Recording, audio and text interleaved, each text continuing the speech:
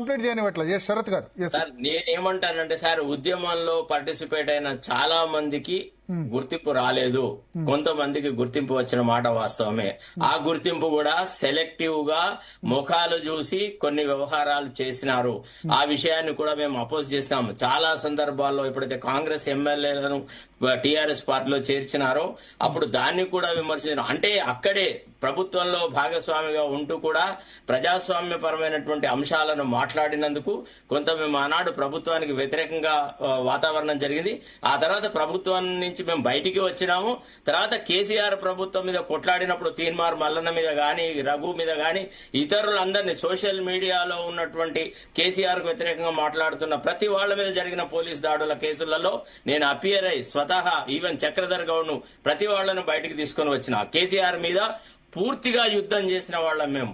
అయితే మేమేమో ఊహించినాము, కేసీఆర్ తదనంతరము ప్రజాపాలన ఒక పద్ధతిలో వస్తుంది అనేటువంటి భావన ఉండేది. అంతేగాని కేసీఆర్ నే ఒక అంశంగా చేసి రోజు కేసీఆర్ నే దిడుతూ కాలయాపన చేయాలన్న ప్రభుత్వం వస్తుందని మేము ఊహించలేదు. మేము అడుగుతున్న ప్రశ్న సమాధానము, నీ మేనిఫెస్టో పట్టుకొని గిన్ని అంశాలలో మేనిఫెస్టో నేను అమలు చేసిన, గిన్ని చేయాల్సినవి ఉన్నాయి, ఈ ఆర్థిక సమస్యలు ఉన్నాయి, ఈ కారణం వల్ల నేను చేయలేకపోతున్నా అని ఒక్కనాడు మాట్లాడ ఇవాళ శాసనసభ మొదలైనప్పటి నుంచి ఇప్పటి వరకు ప్రభుత్వ పరంగా, అంటే ఈ ప్రభుత్వం వచ్చిన తర్వాత శాసనసభలో ఎన్నడూ ఒక మీనింగ్ఫుల్ చర్చే జరగలేదు. నేను ఎన్నడూ విజయరామారావుతో పోల్చుకునే అర్హత నాకుందనో లేదా పోల్చుకోవాలన్న ఆలోచన కూడా మాకు లేదు. వారిని మేము పెద్దవాళ్ళుగా గౌరవిస్తాం, వారి ఆదర్శాలలో మేము పోయినాం. ఇవాళ ఎందుకండి మేము చాలా సార్లు జయశంకర్ సార్ అడిగేది, because I know him personally. ఆ సార్ మాకు మా central institute of English and foreign language కి sir registrar, I was standing council. మేము మాకు పర్సనల్ గా వ్యక్తిగతమైన సంబంధాలు ఉండేది.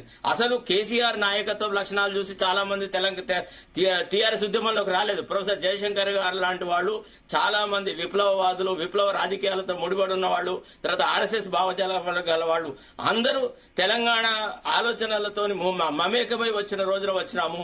ఎప్పుడైతే ప్రజాస్వామ్యభరితమైన పాలన జరగలేదో కేసీఆర్ ను కూడా వ్యతిరేకించిన వాళ్ళలో మా పెద్దలను చూసి మేము అనుకరించినామనే మాట నేను చెప్పినాను. అంతే తప్ప నేనెప్పుడు విజయరామారావు గారితో నన్ను పోల్చుకోవడం, నేను జర్నలిస్ట్ గా ఉన్నప్పుడే సార్ ఎంపీ, నాకు మీరు మధ్యలో తీసుకుంటారు.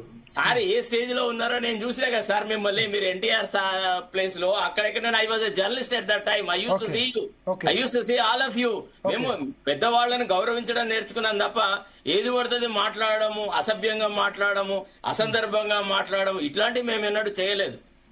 నేను చెప్పేది ఒకటే మాట, ఆనాడు పదవులు ఎవరికైనా ఇస్తే వాళ్ళ ఇళ్ల నుంచి ఇవ్వలేదు, వాళ్ళ అర్హతలను బట్టి, వాళ్ళ కాంట్రిబ్యూషన్ బట్టి, వాళ్ళు చేసిన దాన్ని బట్టి. నన్ను అట్లయితే నేను నన్ను నాకు ఇవ్వండి. విజయరామారావు గారు చెప్పండి.